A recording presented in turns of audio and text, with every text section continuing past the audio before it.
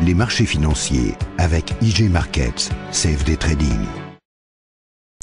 Bonjour, c'est Gilles du site boursicoté.com. Voici l'analyse technique des principales paires de devises du marché Forex ainsi que l'analyse de l'or et du pétrole pour les matières premières. Nous sommes donc le lundi 8 octobre 2012 et sur l'euro-dollar, nous avons une phase ici de baisse. Alors je vous avais prévenu qu'on risquait d'avoir une phase de consolidation ici au vu des indicateurs ici assez surachetés et puis du MACD qui commençait à devenir très hésitant. Donc consolidation il y a eu, par contre la zone des 1,30 ici n'a pas du tout servi de support, ni même la moyenne mobile 20 exponentielle. On est revenu directement sur la zone basse des bandes d'exagération qui ont stoppé pour l'instant le mouvement baissier. Donc pour l'instant, au niveau de la tendance qui était en train de se mettre en place, vous voyez que si on trace le support ici sur les deux premiers points bas, sur les deux premières zones de points bas significatifs, on a une rupture de cette dynamique et donc on était commencé à repartir ici sur un mouvement haussier et a priori la dynamique ici serait interrompue.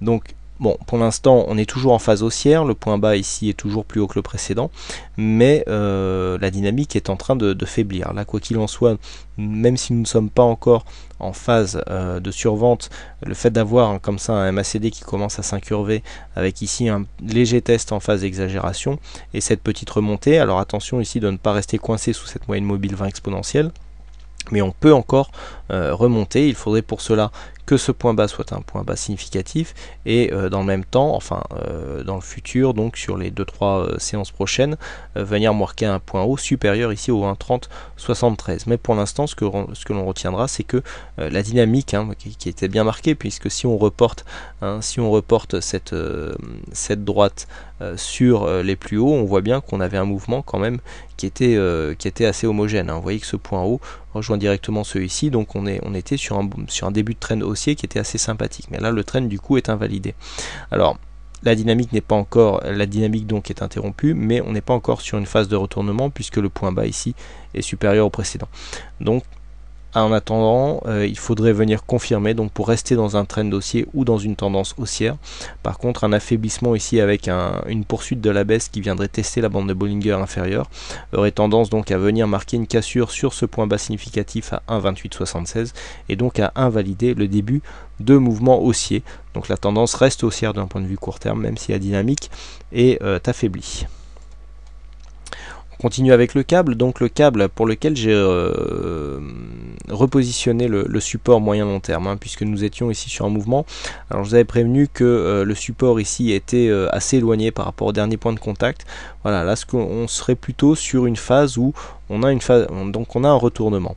Alors le retournement il se fait en deux temps, donc on a ici une première phase de range horizontale, puisque de phase de stagnation, à la suite ici d'une dynamique relativement forte et relativement longue, et puis on a commencé à marquer des plus bas, ici à marquer des points de cassure, on n'arrivait pas à casser durablement ici cette zone des 1,6256. Et donc là les courses ont commencé à s'orienter à la baisse, on cassait de plus en plus souvent les précédents points bas significatifs. On a manqué de peu ici l'accélération suite à un contact sur la moyenne mobile 20 exponentielle. On est revenu ici en invalidation et donc ensuite on a accéléré aujourd'hui. Et donc depuis vendredi.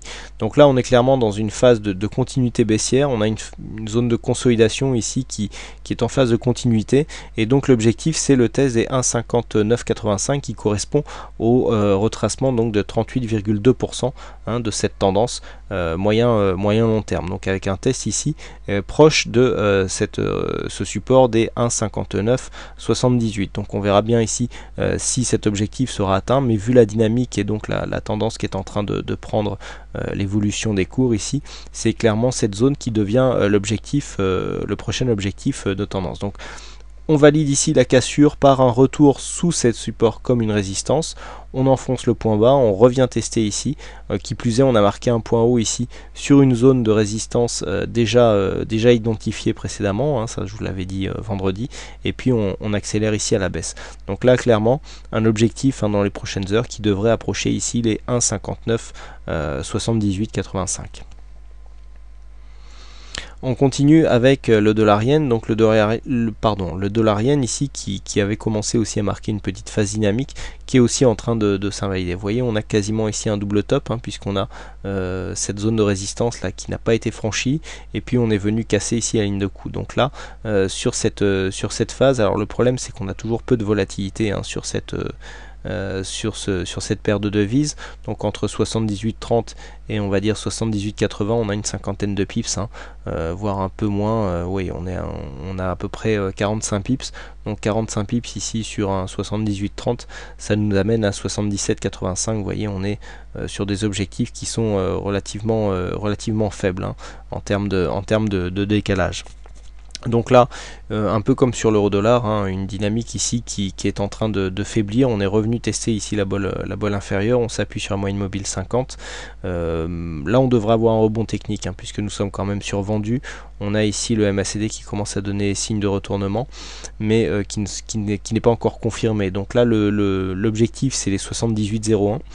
Qui devrait être testé ici et marquer donc une phase de rebond, mais pour l'instant on est clairement en train d'invalider ici cette phase puisque ce point bas qui était quand même significatif a été cassé et donc on devrait s'orienter vers un retour ici sur la zone des 78. Alors après, à voir dans quel sens iront les cours, et bien il faudra observer donc justement la réaction sur ce support pour essayer d'un peu de capter la dynamique de cette tendance et donc d'essayer de trouver les prochaines, enfin de définir les prochaines orientations de cette paire de devises.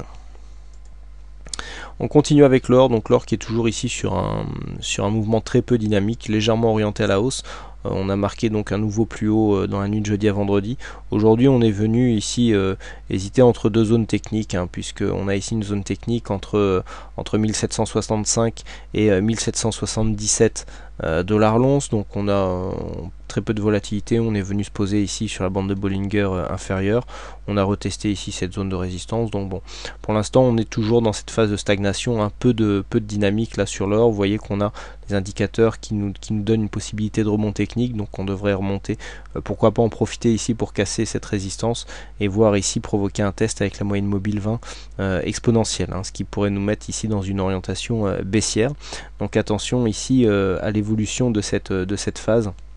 On voit, on a très peu de dynamisme, on sort quand même d'une phase où on est monté très vite et très haut.